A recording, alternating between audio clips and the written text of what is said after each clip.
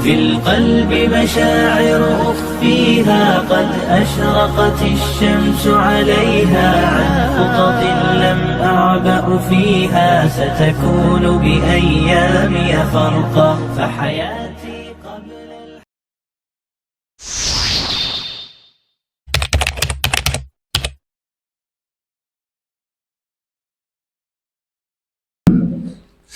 Alhamdulillah allati arsala rasulahu bil huda wa dinil haq liyudhhirahu ala dini kulli wa kafa billahi syahida wa asyhadu an la ilaha illallah wahdahu la syarikalah wa asyhadu anna muhammadan abduhu wa rasuluh. Allahumma shalli ala Muhammad wa ala alihi wa sahbihi wa man tabi'ahum bi ihsani ila yaumiddin, amma ba'd.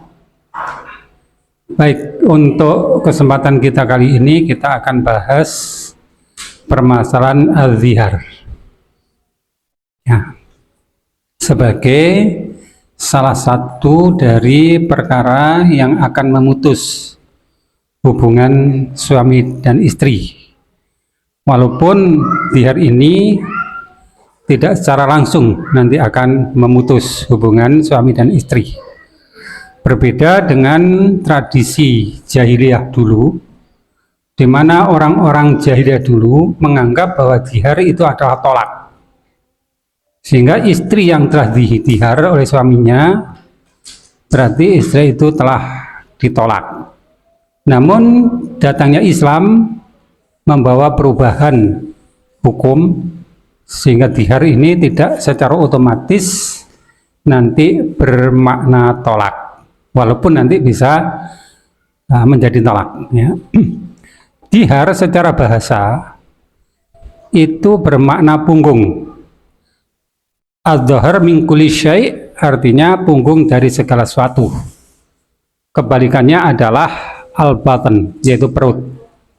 Jadi pada umumnya semua benda itu mempunyai punggung ya, seperti unta ada punggungnya ya, kuda ada punggungnya, seperti kendaraan yang kita miliki sepeda motor ada punggungnya ya. Jadi zihar itu maknanya adalah punggung dari segala sesuatu. Sedangkan menurut istilah, zihar ini adalah menyerupakan istrinya dengan punggung dari ibunya. Walaupun sebagian ulama nanti akan memperluas dengan pengertian menyerupakan istrinya atau anggota tubuh istrinya dengan anggota tubuh dari perempuan yang haram untuk dinikahinya. Nah, ini perluasan dari definisi itu oleh sebagian ulama. Jadi makna aslinya itu adalah menyerupakan punggung dari istrinya dengan punggung ibunya. Orang-orang jahiliyah menganggap zihar ini adalah tolak. Kenapa dianggap tolak? Punggung istri disamakan dengan punggung ibunya, sedangkan ibunya adalah perempuan yang haram untuk dinikahi.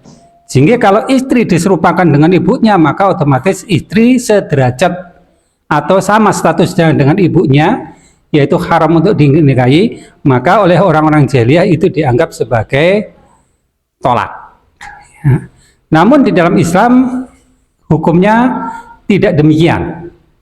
Jadi zihar itu bukanlah penggugur dari sebuah pernikahan, tapi dia bisa menghilangkan apa yang dihilangkan oleh perceraian bain yang terjadi antara suami dan istri ya, selama hukum ziharnya masih berlaku, yaitu ya misalnya hubungan badan ya, bersetubuh antara suami dan istri ini dilarang selama ziharnya masih berlaku.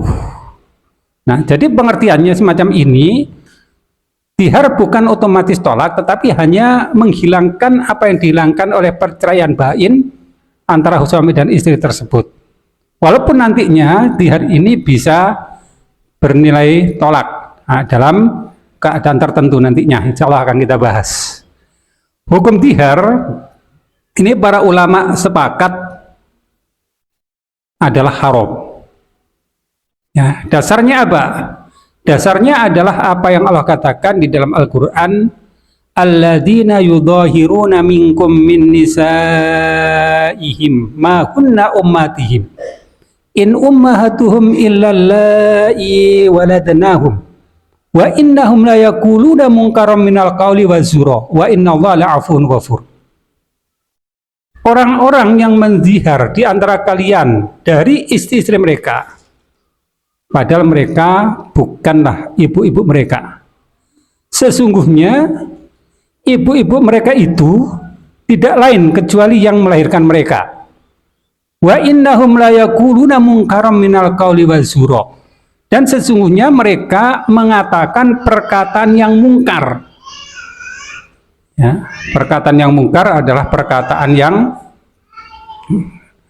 salah, yang jelek atau yang tidak benar.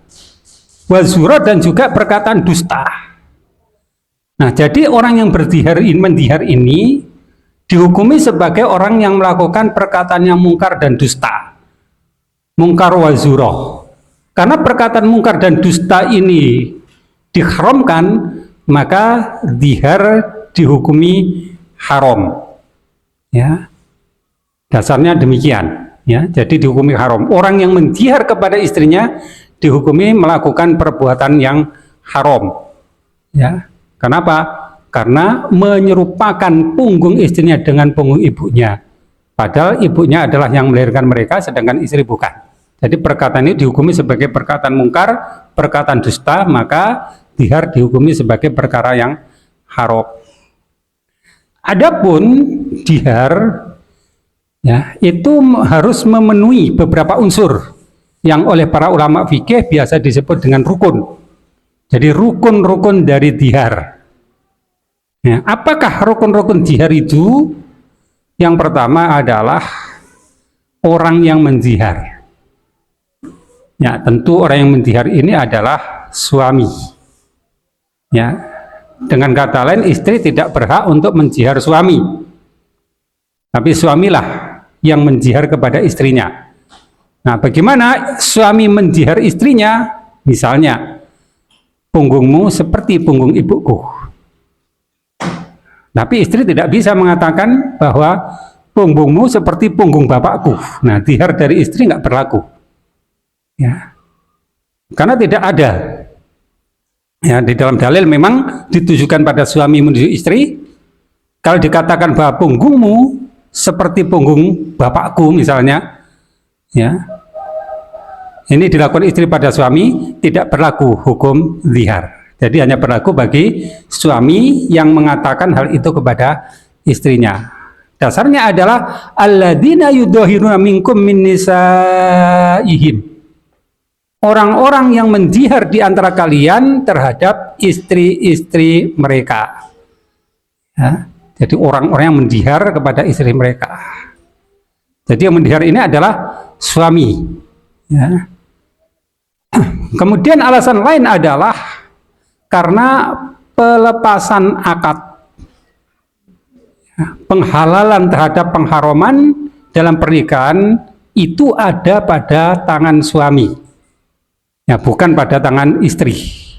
Ya, dengan kata lain, kalau masalah talak kemarin sudah kita sebutkan, itu berada di tangan suami. Artinya suami mempunyai hak secara mutlak terhadap talak tersebut, sedangkan istri tidak bisa.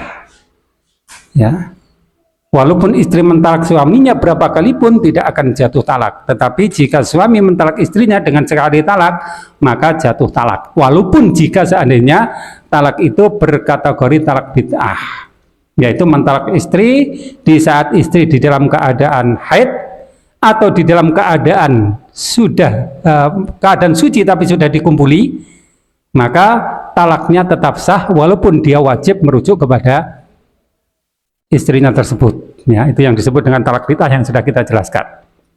Adapun jika istri mendihar suami, ya, seperti misalnya, ya, engkau bagiku adalah seperti punggung ayahku. Ya, ini tadi kita sebutkan, menurut pendapat yang paling kuat diantaranya adalah diharnya tidak sah. Ya, hanya dihar dari suami kepada istri yang dinyatakan sah, sedangkan dihar dari istri kepada suami tidak dinyatakan sah. Dan pendapat ini menurut ana yang lebih kuat, walaupun sebagian ulama ada yang mengatakan itu juga dinilai sah, tetapi tidak demikian menurut Al-Quran tadi, karena Al-Quran tadi menunjukkan pada yang mendihar adalah suami, bukan istri, ya. Kemudian rukun kedua dari dihar itu adalah istri, ya. Artinya orang yang dizihar. Nah, istri yang didihar tentu adalah istri yang terikat dengan suami di dalam ikatan pernikahan yang sah.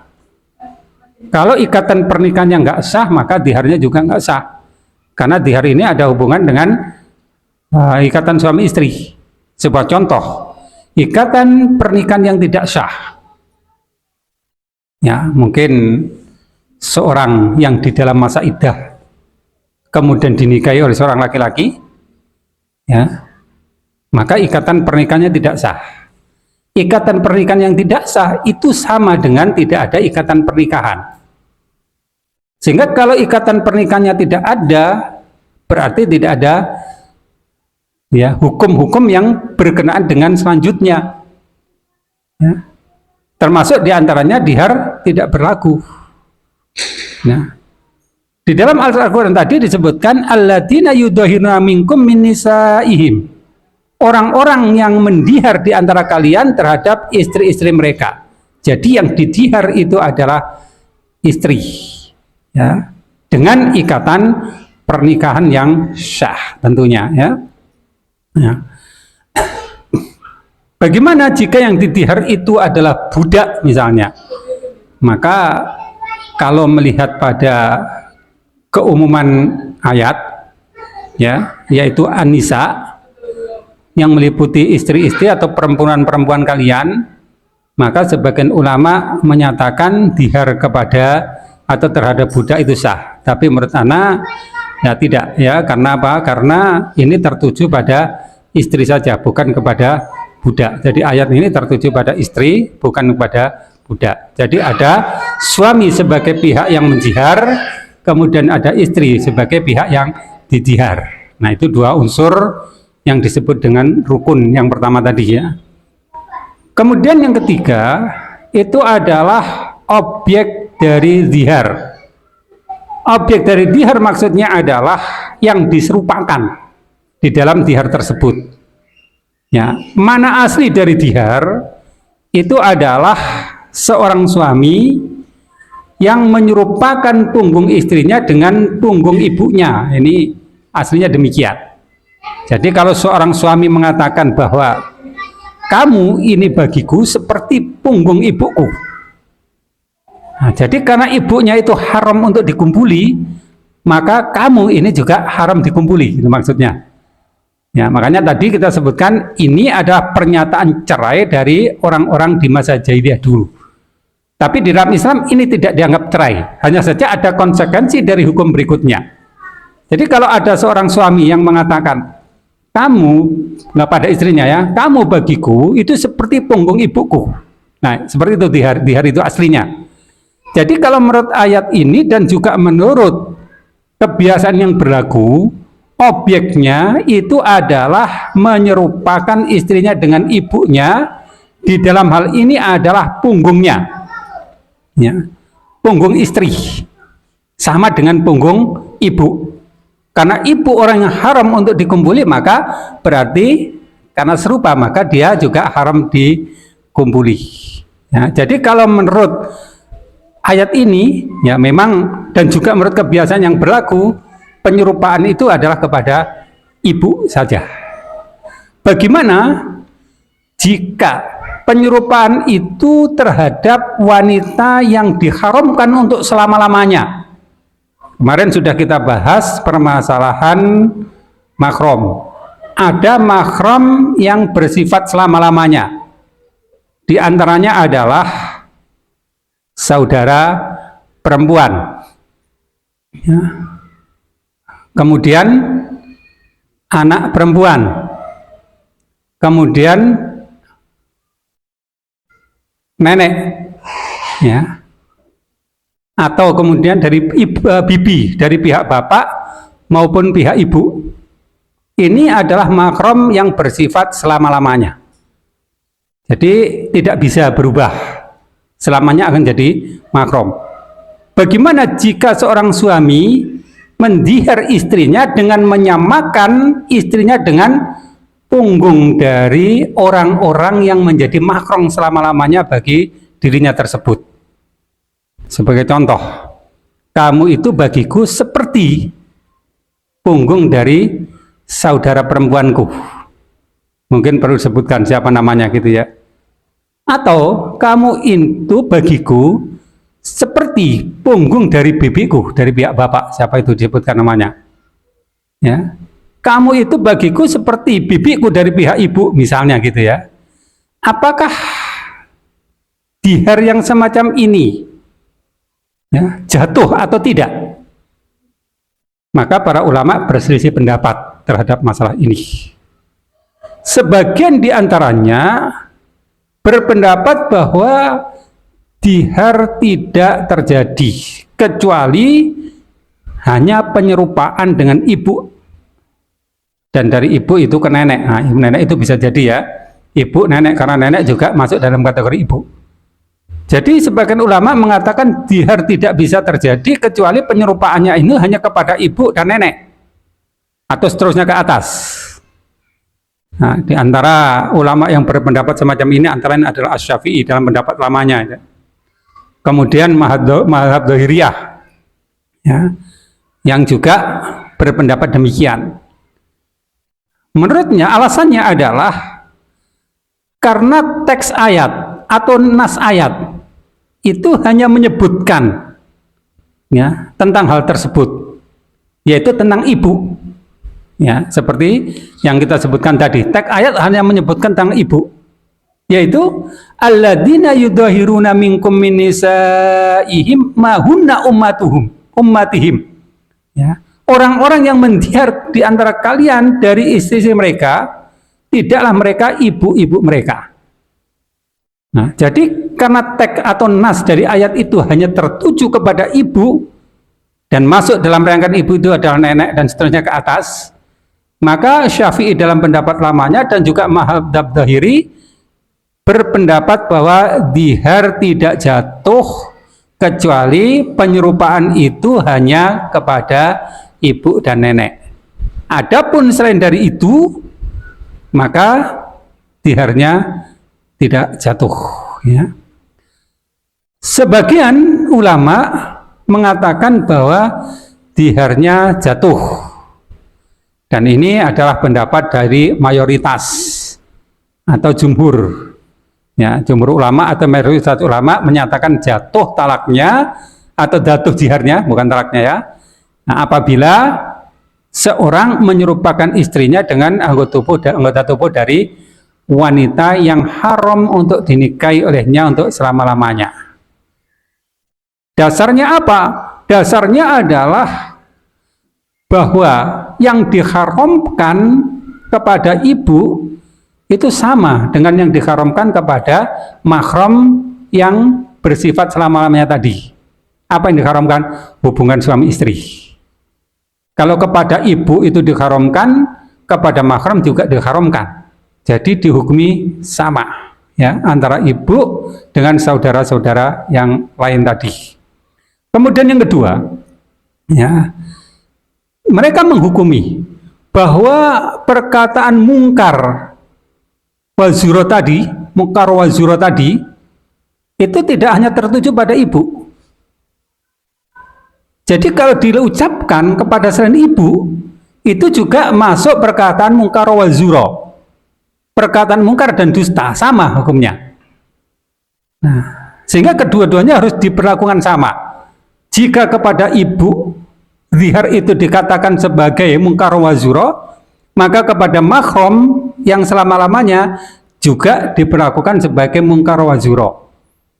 Sehingga kedua-duanya diberi hukum yang sama. Dengan kata lain bahwa zihar di mana seorang suami menyerupakan istrinya dengan anggota tubuh dari mahram yang bersifat selama-lamanya tadi itu dinyatakan jatuh diharnya. Ya. Mana di antara dua pendapat ini yang lebih kuat? Ya. Mana di antara dua pendapat yang lebih kuat? Nanti akan kita coba untuk menganalisa lebih lanjut. Ya. Kemudian yang ketiga adalah penyerupaan atau dihar itu berkenaan dengan wanita yang diharamkan baginya secara terbatas. Dengan kata lain, di saat tertentu. Ya. Nah, siapa di antaranya? Di antaranya adalah saudara ipar, ya, saudara perempuan dari istri. Itu mahram yang sifatnya terbatas. Dia menjadi mahram selama istrinya, selama saudaranya menjadi istri laki-laki tersebut. Ya, jika istrinya meninggal atau cerai, maka saudara istri tidak lagi jadi mahram. Ya. Demikian juga bibi istri, baik dari pihak bapak maupun pihak ibu. Ini juga mahram yang bersifat terbatas. Dia menjadi mahram selama laki-laki itu masih beristrikan ponakan dari wanita tersebut. Tapi jika wanita itu dicerai atau wanita itu meninggal, maka kemahraman dari bibi tersebut menjadi hilang. Bagaimana hukum dihar? Dengan menyerupakan istri dengan mahram yang bersifat terbatas tersebut, yaitu saudara perempuan istri atau bibi dari istri, baik dari pihak bapak maupun ibu. Sebagian ulama mengatakan bahwa diharnya tidak terjadi. Nah, ini diantara madhab dari Hanafiyah dan juga Syafi'i, serta Ahmad. Nah, diharnya tidak terjadi. Ya. Kenapa tidak terjadi? Karena ya, ketentuan umum atau pokok dari dihar itu hanya kepada ibu saja, selainnya tidak terjadi. Kemudian pendapat kedua mengatakan bahwa terjadi dihar atau diharnya sah. Ini diantara pendapat dari Malikiyah dan juga sebagian yang lain. Mereka berpendapat ya bahwa berlaku hukum kias, ya, berlaku hukum kias. Jadi mengkiaskan ibu dengan orang-orang yang diharamkan untuk dia nikahi. Di antaranya adalah wanita yang diharamkan sementara untuk dinikahi karena masih beristri dengan orang yang mempunyai kekerabatan dekat tadi, yaitu saudara ipar istri atau saudara dari istri, saudara perempuan dari istri atau bibi dari istri tersebut. Nah, coba kita analisa lebih jauh tentang beberapa pendapat tadi. Nah, pendapat yang pertama tadi yang menyerupakan ibu, ya, menyerupakan istrinya dengan ibunya, ya, seperti punggung ibuku, kamu itu bagiku seperti punggung ibuku, maka tidak ada keraguan ini adalah dihar yang sebenarnya atau dihar yang sesungguhnya sesuai dengan nas yang ada di dalam Al-Quran tadi, dan juga nanti dalam hadis juga disebutkan demikian. Tidak terjadi perselisihan pendapat bahwa ini dihar yang sesungguhnya. Kemudian yang kedua, menyerupakan istrinya dengan wanita yang diharamkan baginya untuk selama-lamanya. Tadi kita sudah bahas, sebagian mengatakan tidak terjadi dihar, ya, sebagian lagi mengatakan terjadi dihar. Nah, kalau menurut ana ini tidak terjadi dihar dengan alasan bahwa karena dihar ini berdasarkan kepada kebiasaan yang terjadi pada orang-orang jahiliyah dulu, yang bermaksud untuk mencerai istrinya dengan bahasa seperti itu. Nah, di dalam Islam hukum itu tidak diberlakukan, artinya tidak terjadi perceraian jika suami mendihar istrinya. Hanya saja dihar itu memberikan memberikan status kepada suaminya tidak boleh mengumpuli istrinya, tapi tidak otomatis terjadi perceraian. Nah, tidak bolehnya mengumpuli istri itu di dalam waktu yang terbatas selama diharnya masih berlaku. Namun jika diharnya nggak berlaku, maka dia boleh kembali untuk mengumpuli istrinya tersebut. Jadi menurut Anda yang lebih tepat di situ adalah hanya kepada ibu saja. Nah, kepada mahram, baik mahram yang bersifat tetap maupun bersifat sementara, ini menurut Anda tidak terjadi dihar, ya. Kenapa? Karena maksudnya memang juga bukan untuk mencerai, sebagaimana orang-orang jahiliyah itu yang mencerai pada istrinya. Ya. Terus bagaimana? Ini permasalahan ya. Jika yang diserupakan itu bukan punggung, ya, karena asli kata dihar itu kan punggung, ya, punggung dari segala sesuatu. Misalnya ada punggung tangan, ya, ada punggung kendaraan, ada punggung istri, ada punggung suami. Ya, pada dasarnya kata punggung dhuhur itu ada pada banyak benda ya, gitu ya.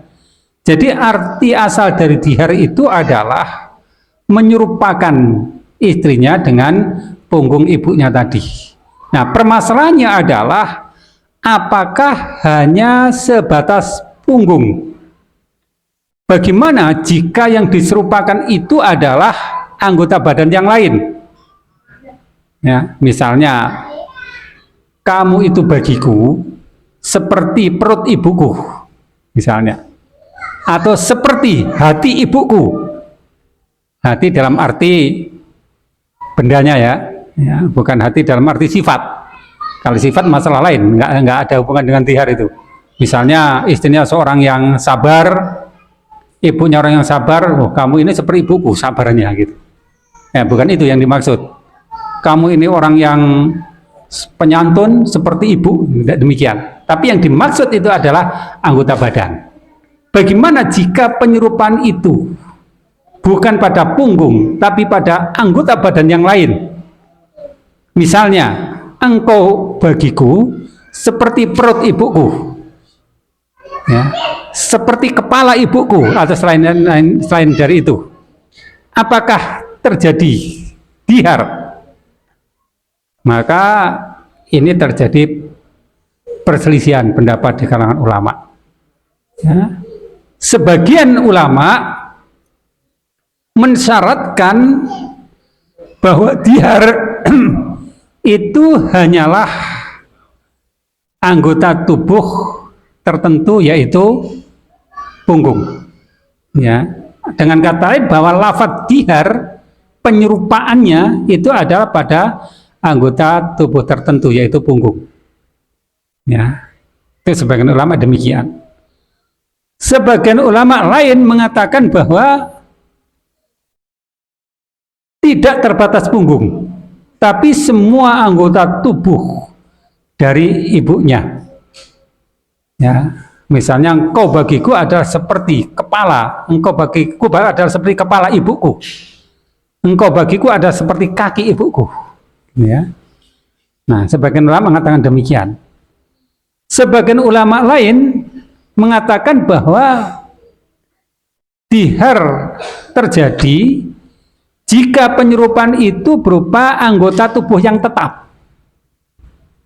Adapun jika anggota tubuhnya tidak tetap, artinya bisa dipotong seperti kuku atau rambut, maka tidak terjadi dihar.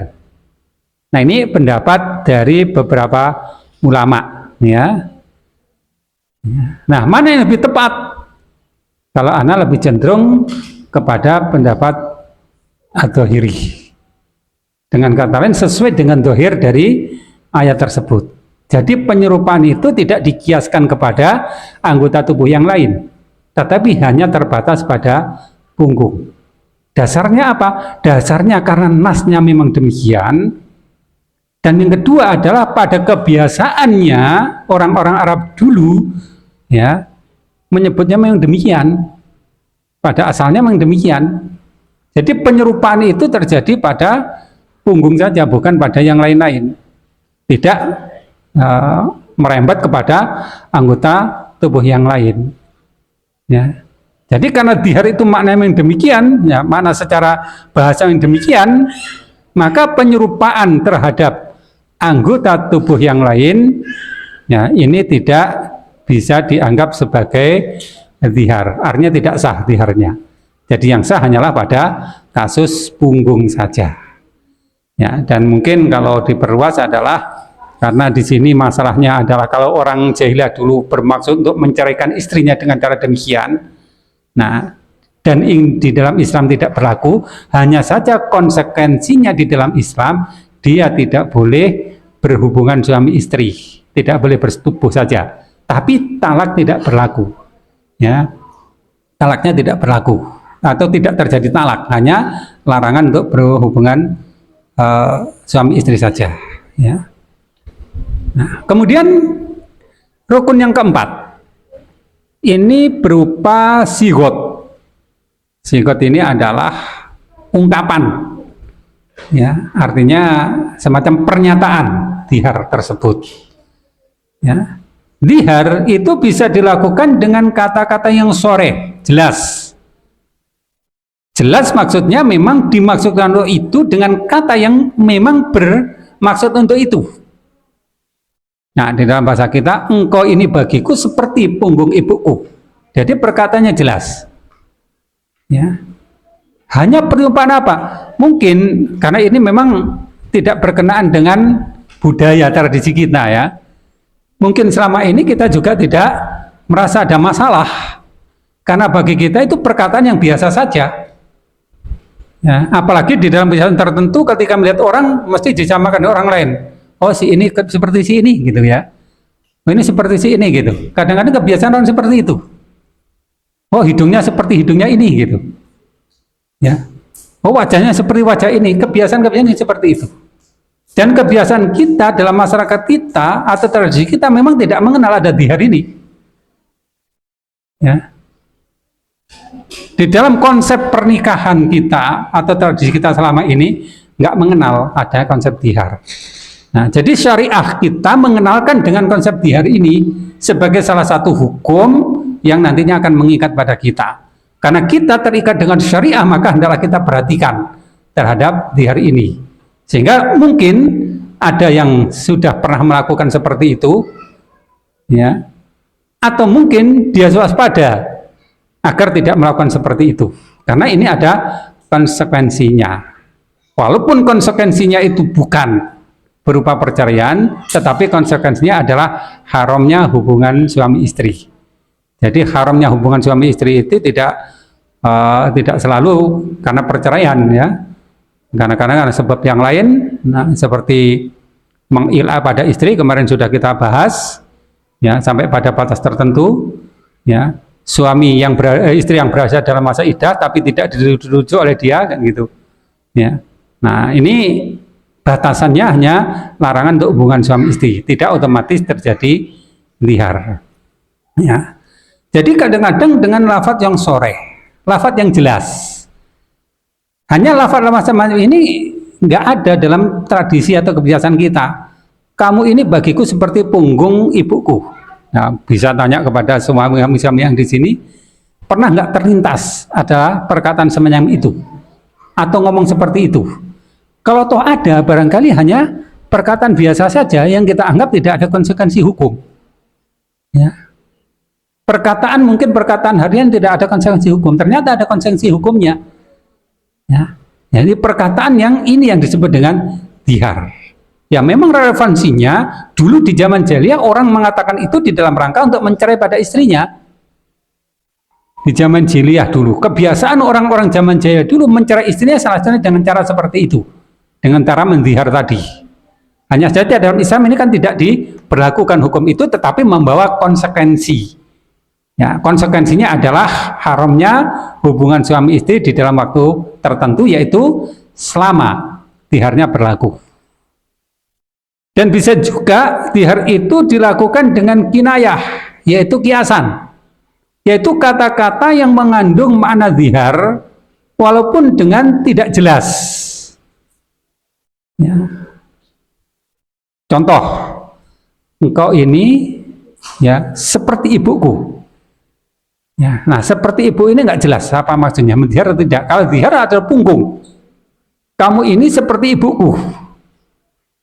Nah, perkataan-perkataan semacam ini mungkin biasa dalam bahasa kita atau kebiasaan kita itu. Kamu ini seperti ibuku. Ya. Atau mungkin sifatku itu seperti ibuku. Nah, karena perkataannya itu tidak jelas menunjukkan jihar atau tidak, maka perlu untuk diklarifikasi kepada yang bersangkutan, ya, yaitu niatnya apa dia mengatakan demikian, niatnya apa dia melakukan demikian. Kalau dia berniat dihar, maka jatuhlah diharnya. Tetapi kalau dia katakan itu tidak bermaksud dengan dihar, maksud mendihar, tapi hanya melihat memang ada kesamaan sifat, kesamaan kebaikan, ya, maka tidak terjadi dihar di sini. Ya, jadi diklarifikasi atau ditanyakan kepada suami tersebut apa maksud dari perkataannya tersebut. Apakah bermaksud mendihar istrinya atau tidak? Ya, barangkali kalau kita perjelas permasalahan ini, ya, kalau kita dalam kebiasaan kita, ya, mungkin ada sedikit persamaan, ya, sifat dari mungkin orang Jawa dengan orang Arab zaman itu, yaitu mengatakan sesuatu dengan tidak jelas, ya, dalam istilah peribahasa Jawa itu seperti belangkon, ya, halus di depan kemudian bendol di belakang. Barangkali dia hendak menceraikan istrinya dengan kata-kata yang jelas itu beratnya itu mungkin karena ada faktor lain, ya, mau dicerai kok masih eman misalnya. Nah, tapi maksudnya ingin mencerai, maka dia menyamarkan kata-kata tersebut, ya. Nah, ini perlu ditanyakan kepada yang bersangkutan. Apa maksud dari perkataan tersebut? Ya. Apakah dia menyampaikan itu dalam arti menghormati kebaikan dia seperti kebaikan ibunya? Ataukah dia menyampaikan itu karena memang hendak mengharamkan istrinya bagi dirinya? Ya. Kalau sifatnya hanya sebagai penghormatan, ibuku orang baik, istriku orang baik, kamu ini seperti ibuku, maka tentu tidak bisa itu disebut sebagai dihar. Ya. Ibuku ini orang yang ramah, nah, kamu ini orang yang lamah, kamu ini seperti ibuku, kamu ini bagiku seperti ibuku. Nah, ini tentu tidak terjadi dihar, ya. Tetapi kalau maksudnya itu memang hendak menjihar, tetapi dengan bahasa yang dia kemas sehingga tidak bernampak pada dihar, maka tentu jatuh diharnya. Karena apa? Berkenaan dengan niat dari yang menjihar tersebut, ya. Nah, ini diantara rukun-rukun dari dihar, ya. Nah, kemudian berikutnya adalah apa dampak dari dihar tersebut, ya. Ya, kenapa? Namanya apa?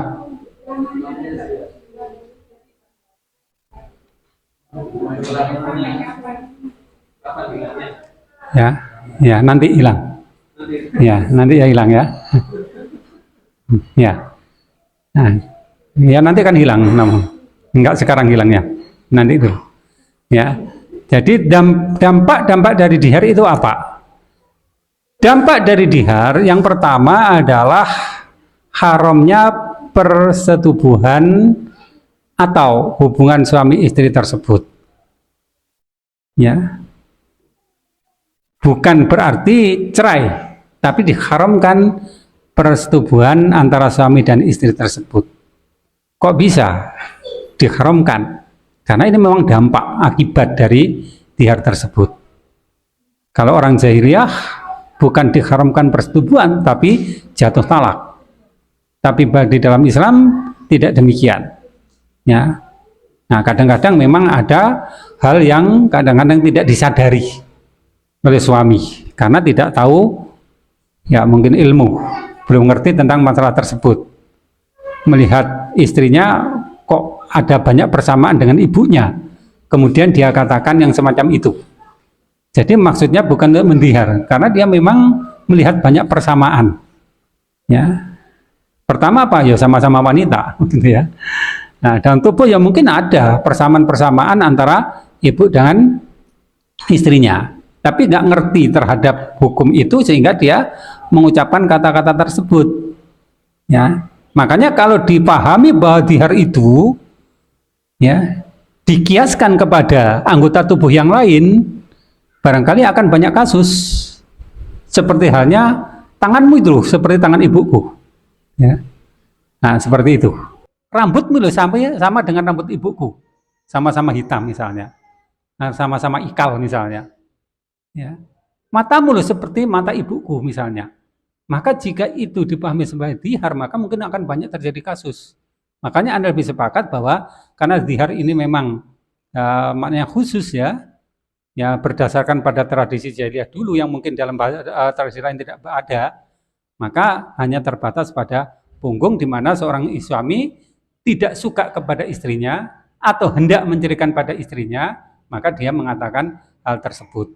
Jadi ini mungkin tidak berlaku bagi tradisi yang tidak berlaku hal tersebut, sehingga kalau dia hanya mengatakan, ya tanganmu seperti tangan ibuku, kamu bagiku seperti kepala ibuku, barangkali ini tidak jatuh kepada dihar. Ya. Jadi haram terjadinya persetubuhan atau hubungan suami istri setelah suami mendihar kepada istrinya. Ya. Lamanya sampai kapan? Sampai suami itu membayar kafaroh dari dihar. Ya. Apakah kafaroh dihar tersebut? Ini kafarohnya disebutkan oleh Al-Quran hampir sama dengan kafaroh melanggar ya, bulan Ramadan dengan hubungan suami istri dengan sengaja. Ya, jadi cukup berat kafarahnya. Allah katakan walladzina yudhahiruna min nisaihim thumma ya'uduna lima qalu fatahriru raqabatin min qabli ayatamassa. Dan orang-orang yang mendihar dari wanita-wanita mereka, kemudian mereka kembali, ya, artinya kembali pada istrinya, mereka katakan wa tahriru raqabatin, maka hendaklah dia membebaskan budak min qabli ayatamasa, sebelum dia mengumpuli kepada istrinya tersebut. Jadi lamanya sampai kapan? Sampai dia membebaskan budak. Ya. Dalikum tu'aduna bihi, itu dinasihatkan kepada kalian. Wallahu bima ta'maluna khabir, dan Allah dengan apa yang kalian kerjakan maha banyak kabarnya. Faman lam yajid fasyamu syahraini mutatabi'ain min qabli ayatamasa. Maka barang siapa tidak menjumpai budak, fasyamu syahraini mutatabi'ain, maka hendaklah berpuasa 2 bulan berturut-turut sebelum dia mengumpuli istrinya tersebut. Ya, hampir sama dengan hukum melanggar kehormatan Ramadan dengan hubungan suami istri dengan sengaja. Faman lam yastati fa'it'amu sittina miskina. Dan barang siapa yang tidak sanggup untuk berpuasa 2 bulan berturut-turut, maka hendaklah memberi makan 60 orang miskin. Ya. Nah, bagaimana kalau nggak sanggup? Ya memberi makan semampunya. Ya. 60 orang miskin nggak sanggup, ya memberi makan semampunya. Tapi urutan ini adalah urutan yang mestinya berlaku tertib. Nah, ini beratnya ini ya. Makanya sebenarnya di hari ini dalam kebiasaan kita kan sepertinya hal-hal yang biasa. Artinya tidak ada maksud untuk mendiar istri, tetapi karena budaya bahasa yang kita pakai kadang-kadang sering mengatakan hal semacam itu. Tidak bermaksud untuk mengharamkan istri dan juga tidak bermaksud untuk ya menceraikan istri. Nah, makanya di sini diperlukan ya pengetahuan atau ilmu tentang tersebut. Sehingga kata-kata yang demikian itu ya tidak diperbolehkan karena di dalamnya ada unsur yang bersifat perkataan itu mungkar dan dusta. Ya, jadi perkataan itu mungkar dan dusta. Ibu kalian itu bukan istri kalian gitu ya. Jadi jangan disamakan. Menyamakan ibu dengan istri itu sama dengan mengharamkan istri sebagaimana mengharamkan ibu. Jadi relevansinya itu jaga perkataan kalian karena perkataan semacam itu perkataan dusta jangan dilakukan. Kenapa? Ada konsekuensi dari perkataan. Makanya kadang-kadang kita berkata seakan-akan perkataan kita nggak ada konsekuensi. Kadang-kadang perkataan kita hanya ngomong seakan-akan tidak ada konsekuensi. Padahal apa yang kita ucapkan, apa yang kita katakan, walaupun itu mungkin dalam kondisi bergurau, tetap tidak boleh ada kata-kata dusta. Tidak boleh ada kata-kata yang bersifat mungkar. Jadi konsekuensinya akan menjadi berat seperti ini. Jika kedustaan dan perkataan mungkar itu ya tertuju kepada hal yang semacam ini. Membawa konsekuensi yang berat yaitu konsekuensi dia diharamkan untuk hubungan suami istri. Nah, sehingga dengan adanya ilmu atau pengetahuan tentang ini, kita tahu bahwa perkataan itu ada nilainya. Perkataan itu ada konsekuensinya. Walaupun mungkin semula kita tidak meniatkan seperti itu, tapi ternyata perkataan itu kan tercatat, perkataan itu ada konsekuensi. Sehingga dengan demikian kita berhati-hati, jangan sampai berkata mungkar dan berkata dusta di dalam segala hal. Nah, dan secara khusus dengan istri, maka hendaklah tidak mengatakan seperti itu karena itu ada konsekuensi. Kalau dia memang tidak mau pada istrinya, misalnya seperti itu, maka dia bisa mentalak istrinya. Ya. Kalau dia ingin menghukum kepada istrinya, ya, dengan memisah ranjang misalnya, pada sampai masa tertentu misalnya, dia bisa mengilak pada istrinya. Ya, diilak istrinya. Dengan maksud apa? Mendidik. Ya. Kalau dia hanya berkata-kata tanpa ada ya mungkin maksud tertentu, maka hendaklah kita ingat bahwa perkataan itu ada nilainya. Jangan sampai ada perkataan yang menjurus kepada perbuatan salah, perkataan yang menjurus pada perbuatan dusta, perkataan yang menjurus pada perkara yang mungkar. Nah, maka zihar ini tetap berlaku sebelum dibayar kafarohnya. Jadi kalau kafarohnya sudah dibayar, maka dia diperbolehkan untuk kembali hubungan suami istri. Ya.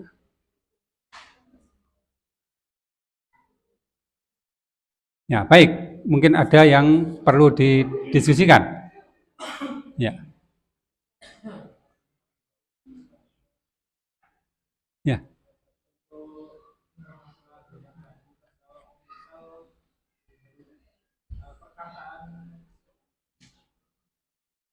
Misal kayak perkataan cara makannya itu seperti ibuku itu termasuk ziarah bukan?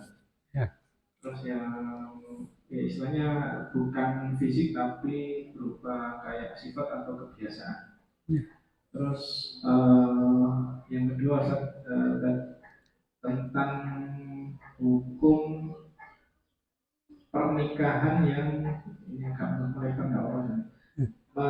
Hukum pernikahan dari hasil zina, tradisi yang nemu video itu mengatakan seperti itu. Jadi tetap saja dinikahkan dan nikahnya sah, seperti dari pendapatnya Syafi'i dan kalau tidak salah Hambali. Untuk Malik dan ya, keempat imam itu kan dua menyatakan haram dinikahkan dan yang yang dua itu Syafi'i dan Maliki kalau tidak salah itu menyatakan diperbolehkan. Fikih yang seperti itu kalau untuk pengambilan hukumnya itu kita harus melihat eh, pendapat ulama itu atau melihat keadaan umat sebenarnya. Jadi misal kalau ini adalah hukum positif, kemaslahatan yang lebih mendatangkan kebaikan daripada kemudaratan itu seperti apa Ustaz? Karena eh, yang terjadi yang ada di kolom komentar itu mengatakan ya tidak apa-apa karena kan eh, fikihnya sudah mengatakan tidak apa-apa. Seakan-akan kan menghalalkan perbuatan zina, ya tidak apa-apa zina. Yang penting kan nanti laki-lakinya bertanggung jawab. Seperti itu. Dari cara pengambilan hukum fikihnya saja. Terima kasih. Ya, baik. Untuk perkataan yang pertama, jadi di hari ini tujuannya ya di masa jahiliyah itu adalah untuk menceraikan istrinya, itu di masa jahiliyah. Nah, jadi kamu itu bagiku seperti punggung ibuku. Itu perkataan aslinya demikian ya. Kamu itu bagiku seperti punggung ibuku. Jadi orang yang mengatakan demikian itu dihukumi mentalak istrinya. Alasannya apa? Karena alasannya adalah ibunya adalah orang yang haram untuk dinikahi. Haram untuk hubungan badan dengan ibunya. Kalau disamakan berarti istrinya sama dengan ibunya, nggak boleh di hubungan badan gitu. Ya, diistilahkan punggung. Kenapa? Karena yang biasa dinaiki kan punggung. Nah, seperti tadi kita jelaskan, kendaraan yang biasa dinaiki adalah punggung. Ya, baik itu berupa binatang atau kendaraan yang kita miliki. Ya, yang di bagian atas yang biasa ditaruh di suatu atasnya itu disebut punggung. Jadi artinya masalahnya adalah hubungan suami istri ini. Jadi mendihar istrinya itu maknanya adalah ya menolak hubungan suami istri dengan hubungan suami istri dari suami tersebut. Yang orang jahiliyah dulu mengatakan sebagai talak. Hanya dalam Islam tidak dihukumi sebagai talak, tetapi berkonsekuensi terlarangnya hubungan suami istri.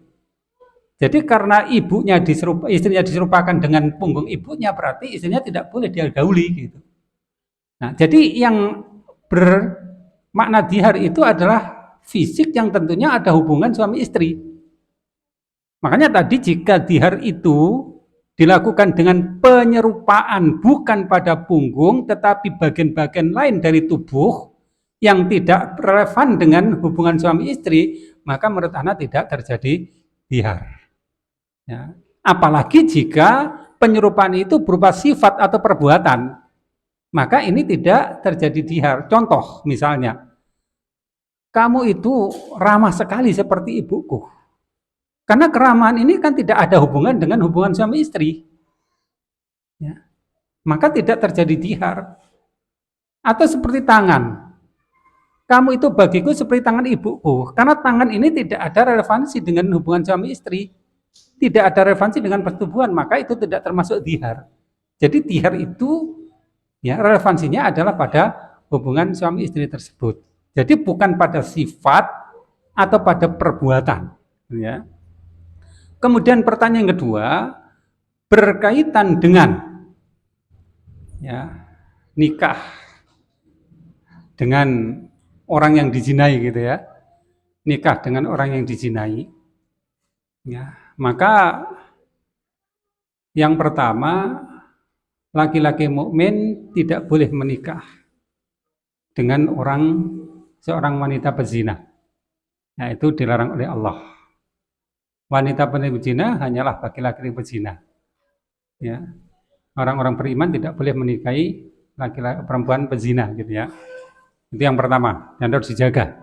Karena itu salah satu di antara kriteria wanita yang paling bagus untuk dinikahi adalah terjaga dinnya. Nah, dinnya terjaga artinya dia berdin yang baik. Nah, maka di antara din yang baik itu dia tidak merelakan kehormatannya untuk sesuatu yang bersifat maksiat. Ya. Nah, mungkin banyak kasus yang terjadi laki-laki berzina dengan perempuan. Ya. Bagaimana jika mereka itu dinikahkan? Menurut Ana, sebelum keduanya dinikahkan, maka mestinya hukuman had bagi keduanya harus ditunaikan dulu. Apa hubungan had bagi laki-laki berzina dan wanita yang berzina? Hubungan hadnya adalah dicambuk. Berapa kali? 100 kali. Jika orang tersebut belum menikah. Namun jika mereka sudah menikah, hukuman hadnya apa? Dirajam. Jadi kalau menurut ana, laki-laki yang berzina dan perempuan yang berzina tadi, sebelum kita berbicara tentang pernikahannya, tunaikan hukuman hadnya dulu. Itu sikap yang benar sesuai dengan petunjuk Al-Quran. Ya. Fajlidu, cambuklah ya. Ya. Berapa banyak? Setiap satu di antaranya adalah mi'atu jaldah. 100 kali. Jadi jangan berbicara B-nya dulu sebelum A-nya dilaksanakan. Karena hukum yang pertama dilaksanakan, diadili, ditunaikan hukum hadnya. Nah, petunjuk Allah demikian. Nah, baru setelah diadili, ditunaikan hukum hadnya, kita berbicara pernikahannya. Bagaimana jika pernikahan itu dilangsungkan? Maka ada kemungkinan perempuan tersebut hamil akibat zina, ada kemungkinan tidak hamil. Bagaimana menentukan hamil dan tidaknya tersebut? Ya. Bagi yang berpendapat bahwa wanita hamil tidak boleh dinikahi, kenapa? Masuk masa iddah. Iddahnya orang hamil adalah sampai melahirkan. Ulama lain berpendapat bahwa iddah tidak terjadi kalau tidak terjadi perceraian. Iddah hanya terjadi karena perceraian. Tapi menurut ana hamil adalah masa iddah. Ya, karena Allah melarang untuk menikahkan sampai dia melahirkan. Dengan sebab apa? Mungkin sebab perceraian atau sebab apa hubungan suami istri atau mungkin sebab zina. Yang jelas dia hamil. Maka iddahnya menurut ana tetap berlaku sampai dia melahirkan. Jadi ana lebih cenderung pada pendapat ya, orang hamil dengan sebab apapun itu berada dalam masa iddah ya, yang tidak boleh dinikahi oleh ya, seseorang. Ya. Nah, ada yang berpendapat boleh menikahi jika yang menikahi itu ada yang menghamili. Ya. Apakah demikian? Nah, jika masa iddah yang diberlakukan bagi wanita hamil yang dicerai oleh suaminya, yang nikahi kan suaminya. Ya. Dia menikahi istrinya di dalam masa iddah, nggak ada masalah. Sementara laki-laki yang menghamili tadi kan bukan suami. Ya. Bukan suaminya. Menikahi di masa iddah ini kan bermasalah. Nah, kalau menurut ana lebih tepatnya untuk mengantisipasi hamil dan tidaknya itu sehingga tidak terjatuh pada pernikahan pada saat dia hamil, ditunggu pada ya, minimal bisa menentukan perempuan itu hamil atau tidak. Ya. Waktu minimal adalah 1 kali haid. Ya. Kalau digunakan waktu standarnya 3 kali kuruk, mungkin lebih tepat lagi. Sehingga di situ bisa ditentukan wanita itu hamil atau tidak. Nah, kalau mungkin dengan istilah yang ada sekarang, tespek misalnya, bisa. Ana tidak menyepakati dengan semacam itu. Ana lebih sepakat dengan apa yang disebutkan di dalam dalil, yaitu minimal 1 kali haid atau 3 kali haid. Dengan istilah lain 3 kali kuruk. Jika kondisinya memang tidak hamil, berarti dia beriddah kan, maka nggak ada masalah untuk dinikahkan. Dengan catatan sudah ditunaikan hukum yang pertama tadi. Ya. Tapi kalau misalnya kondisinya hamil, ana lebih cenderung untuk tidak dinikahkan sampai dia melahirkan. Karena posisinya adalah dalam kondisi hamil Dan masa iddah pada wanita hamil itu adalah sampai dia melahirkan. Walaupun sebagian ulama tadi mengatakan hamil dengan sebab hubungan suami istri yang sah. Ya, tapi anak tidak sependapat dengan itu. Hamil dengan sebab apapun. Kenapa? Iddahnya sampai dia melahirkan, gitu. Ya. Nah, sekarang muncul pendapat lain. Dasarnya adalah manfaat dan mudarat. Nah, manfaat dan mudaratnya lebih besar mana? Mungkin manfaat dan mudaratnya bagi yang bersangkutan, yaitu perempuan itu lebih banyak manfaatnya jika dia dinikahkan. Dan juga bagi bayi yang dikandungnya, manfaatnya lebih banyak dia dinikahkan. Apa manfaatnya? Pertama, perempuan itu tidak terlalu menanggung malu. Kalau dibiarkan dia tidak bersuami sampai dia melahirkan, dia akan menanggung malu lebih besar. Manfaat yang kedua, anak yang terlahir itu punya status bapaknya siapa. Jika dibiarkan sampai melahirkan dia belum dinikahkan, maka anak itu tidak punya bapak. Jadi kalau dilihat dari manfaat dan mudaratnya bagi yang bersangkutan, itu lebih besar manfaatnya.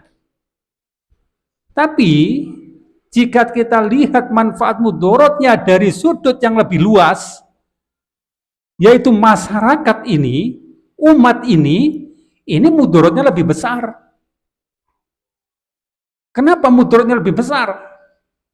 Itu loh hamil, dinikahkan enak ya.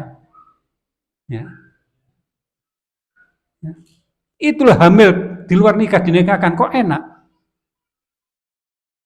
Dan ini jika diyakini atau diikuti orang banyak, bisa rusak.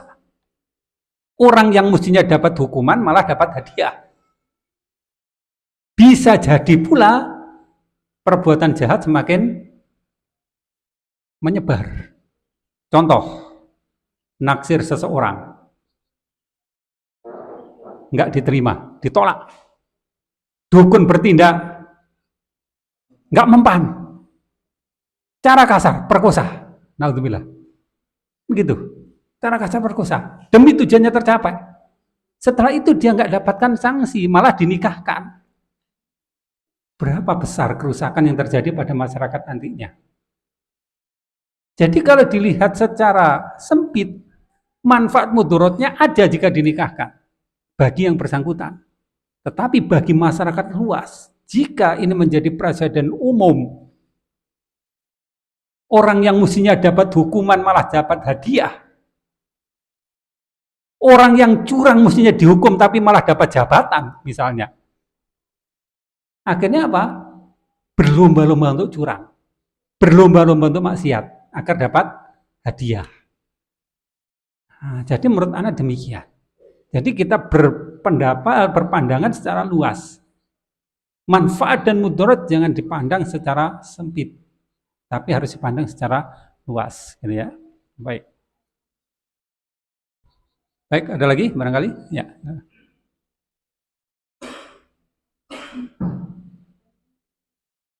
Tadi kan lihat tadi kan ada pasangan hanya kumpul sama istri dan ada masa yang kalau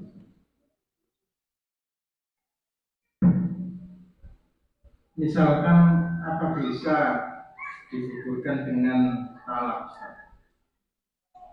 menghindari dengan hal tadi, terus ditalak kemudian dinikahkan, Ditolak, dinikahi lagi. Ya, dirujuk. Nah, jadi agar dia tidak membayar denda yang demikian berat itu, ya. Budak juga nggak punya budak, puasa 2 bulan yuk berat, sebulan aja nggak nutut-nututkan, gitu ya. Mau nyoba 2 bulan dapat 50 hari sudah mongkel, gitu ya. Bagaimana kalau dijatuhkan talak saja sekaligus, ya. Ya, ini diharnya tentu masih berlaku itu. Artinya kafaroh itu kan sebagai tebusan dari sebuah kesalahan. Nah, kesalahan ini kalau kita sebutkan tadi adalah perkataan mungkar dan perbuatan dusta tadi. Ya, itu kafarahnya kan harus dibayar. Ya, karena dia sudah terlanjur melakukan itu, maka harus dibayar kafarahnya. Nah, kemudian dia mentolak istrinya, ya nggak ada masalah ditolak. Tapi kafarah mestinya tetap dibayar itu. Ya, atau ditunaikan kafarahnya tersebut. Kemudian jika dia mentolak, ya jatuh talaknya juga. Ya, kemudian dinikahi lagi, ya boleh dengan cara merujuk, baik di masa idah maupun menjelang masa idah berakhir gitu ya. Ya. Nah, misalnya kemarin ada yang bertanya, istrinya sudah ditalak, sudah dikembalikan ke orang tuanya, hanya berlangsung 1 pekan, ya 1 pekan. Dia ngajak kembali kepada istri yang sudah ditalak itu hubungan suami istri. Ya, dia belum mengerti hukum merujuk dan sebagainya. Ngajak hubungan sama istri. Ya, itu tanya kepada saya waktu itu. Ya dirujuk dulu. Loh, masa idah? Ya masa idah. Dia nggak ngerti juga masa idah itu apa. Pokoknya sudah dicerai ya pulang sudah. Gitu. Nah ini masih banyak hal-hal yang tidak dipahami oleh orang. Dia nggak ngerti masa idah itu apa, rujuk itu apa. Yang tahu istrinya sudah ditolak, dikembalikan orang tuanya, ya. Kemudian dia mau kumpul lagi dengan istrinya dengan nggak tahu prosedurnya apa itu. Ya, saya sampaikan dirujuk dulu di masa idah nggak masalah.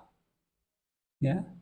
Dan untuk urusan rujuk ini tidak perlu ada ketentuan waktu selama masa idahnya berlaku atau berlangsung. Baik istri dalam kondisi haid, istri dalam kondisi suci, nggak ada masalah. Tetapi jika masa idahnya berakhir, dia belum merujuk, maka istri itu lepas dari dirinya, gitu ya. Nah, jadi karena ini sebuah hukuman dari sebuah pelanggaran, maka hendaklah ditunaikan. Kalau ditalak ya jatuh juga talaknya. Ya. Baik, ada lagi.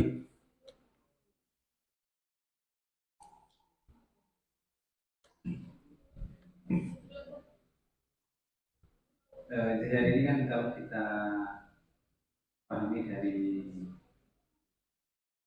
apa yang disampaikan Al-Quran itu kan sebuah ungkapan konotasi tadi, bukan makna supervisi dengan tujuan mereka mencerai mental. Tatkala itu bukan sebuah konotatif tapi fisik. Tadi seperti tadi mungkin diungkapkan di air yang tadi belum sampai diberikan. Maknanya apa punya konsekuensi yang sama. Hukum seperti itu dalam artian fisik, karena kan ya memang bentuknya bumi yang mirip. Itu seperti itu. Yang pertama, yang kedua, ungkapan itu kan dinilai dari apa namanya? Ada sebuah niatan yang ingin disampaikan dan ada yang itu memang sebuah bukan hal yang dimaksudkan. Apakah itu punya konsekuensi yang sama? Kalau kita melihat bahwa kalau sumpah misalnya, sumpah itu kan disebutkan kalau sumpah yang sifatnya bukan yang sesungguhnya Quran itu tidak dikenakan sebagai kafarah. Tapi di sisi lain kalau talak, kemudian dan tidak itu konsepnya sama. Sementara tadi juga disebutkan bahwa apa tadi ya, jihad itu dilakukan oleh suami yang sah dengan pernikahan yang sah. Kalau tidak ada pernikahan maka tidak ada jihad ini. Nah, seperti itu bagaimana ininya? Kita melihat konsekuensi dari itu bagaimana? Ya, jadi pertama adalah dihar itu memang penyerupaannya itu dari sudut fisiknya, dan fisik yang dimaksud itu punggung. Punggung itu adalah sesuatu yang biasa dinaiki, dan itu adalah semacam maksud ya hubungan suami istri. Jadi ibaratnya kamu itu seperti ibuku atau kamu itu bagiku seperti punggung ibuku. yang maksudnya adalah tidak boleh digauli, ya, tidak boleh untuk disetubui, ya, maksudnya demikian. Hanya di dalam perkataan atau uruf masyarakat saat itu dipahami. Ya, jadi pemahaman orang saat itu nyantol atau tahu. Cuma sekarang di masyarakat kita kan nggak tahu pemahaman semacam itu. Ya, budaya semacam itu kan nggak ada. Dari sudut bahasa kita nggak mengenal. Bahkan mungkin antum yang sudah lama menikah mengetahui kata dihar mungkin baru kali ini.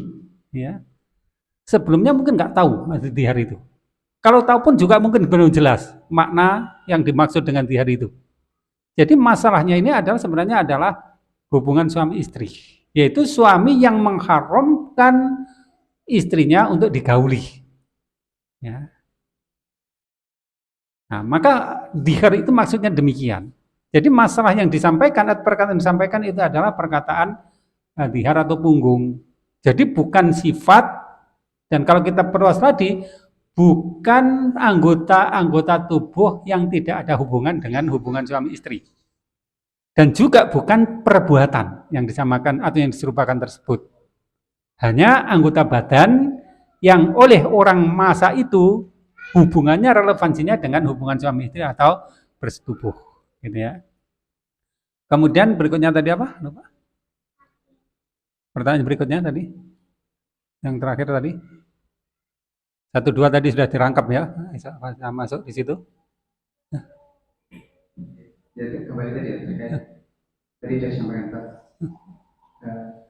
Karena budaya yang berbeda tadi, orang yang Arab kan menarik istrinya dengan bahasa yang halus, bisa seperti ini. Sementara kita kan tidak terbiasa dengan itu. Jadi ungkapan itu punya konsekuensi lah. Artinya kan tadi visi dari ada konsekuensi seperti niatnya. Ya, jadi kalau sumpah yang tidak disengaja, la yu'akhidukumullahu billahi fi aimanikum walakin yu'akhidukum bima kasabat qulubukum. Allah tidak akan menghukum terhadap sumpah-sumpah yang kamu lakukan dengan sia-sia. Yaitu sumpah yang tidak sengaja, sumpah main-main. Dan termasuk juga perkataan yang main-main yang tidak kita maksudkan untuk itu. Itu tidak dihukum oleh Allah, artinya tidak dinilai oleh Allah. Ini masalahnya adalah perbedaan budaya. Secara khusus adalah bahasa. Orang Arab mendihar istrinya itu dalam rangka itu. Nah, kita kadang-kadang tadi orang sampaikan ngomong-ngomong, ya, bukan omon-omon ya, ngomong-ngomong, bicara, ya, maksudnya tidak seperti itu, walaupun dengan bahasa yang seperti itu. Ya. Contoh misalnya, mungkin kita biasa dalam bahasa kita, tradisi kita mengatakan bahwa oh si ini seperti dengan ini, oh ini mirip dengan ini kan gitu. Dalam bahasa kita kan biasa. Nah, tanganmu loh seperti tangan ibuku misalnya. Ya. Kamu loh seperti ibuku di dalam dalam hal-hal tertentu gitu. Nah, yang kita omongkan ini sama sekali tidak ada hubungan dengan larangan atau pengharaman istri sama sekali kan. Karena bahasa kita tidak mengenal hal seperti itu. Makanya dengan adanya hukum yang diturunkan oleh Allah ini kepada kita, maka sejak saat ini kita harus tahu bahwa itu nggak boleh. Ya. Omongan seperti itu nggak boleh. Dengan adanya ketentuan seperti ini, kita tahu perkataan semacam itu, walaupun secara tradisi itu menurut kita nggak apa-apa, nah sekarang harus berubah. Oh ternyata apa-apa ini. Ternyata perkataan semacam itu ada konsekuensinya, ada hukumnya. Oh ternyata omongan semacam itu adalah perkataan yang dinilai dusta atau dinilai mungkar, gitu ya. Nah jadi dulu kita nggak tahu karena hukumnya belum kita ketahui. Nah sekarang sudah kita ketahui, hendaklah tidak dikatakan hal-hal yang mirip dengan semacam itu. Ya. Baik gitu ya. Kemudian tambahan dari Pak Yusron itu, jika dihar itu diberi masa tertentu, ya misalnya diharnya pada masa tertentu, maka setelah waktunya berakhir, maka diharnya berakhir tanpa harus memenuhi atau membayar kafaroh. Misalnya diharnya itu diberlakukan selama 2 bulan misalnya, ya dibatasi misalnya. kamu itu bagiku seperti punggung ibuku selama 2 bulan misalnya. Ya. Ya, maka ketika waktunya sudah sampai, sudah selesai dan dia tidak hubungan suami istri, maka berarti sudah selesai. Jadi adanya kafaroh yang menyebabkan dia boleh ya hubungan suami istri tadi adalah ketika kafarohnya sudah dibayar. Kalau kafarohnya belum dibayar, maka belum keluar dari masa dihar tersebut. Ya, walaupun itu disertai dengan talak, gitu ya. Ya, baik. Demikian untuk pertemuan kita kali ini sampai di sini.